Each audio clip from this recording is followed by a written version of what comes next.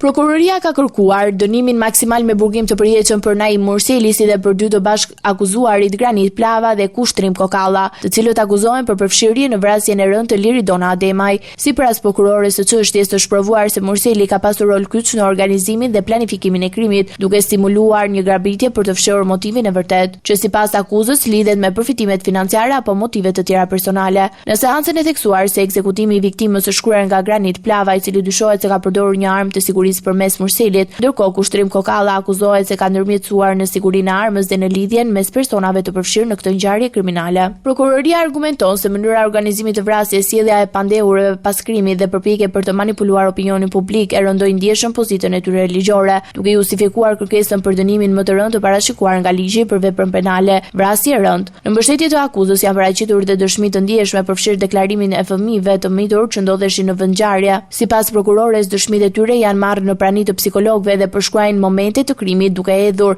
dritë mbi mënyrën e ekzekutimit. Hajduti futi dorën dhe i bëri Mamit bam duke nënkuptuar nxjerrjen e armës dhe plumbat që u drejtuan në NST. Prokuroria e konsideroi një krim makabër, ndërsa theksoi se fëmijët të refuzojnë thirrje telefonike të mundsuara nga qendra për punë sociale në Suedi për të kontaktuar me të atin Naim Murselin. Po ashtu familjarët e viktimës kanë dhënë dëshmi që sipas akuzës përforcojnë versionin e prokurorisë për rolin aktiv të Murselit në ngjarje, ndërkohë gjykata pritet të marrë vendimin përfundimtar pas shqyrtimit të plotë të provave dhe pretendimeve të palëve.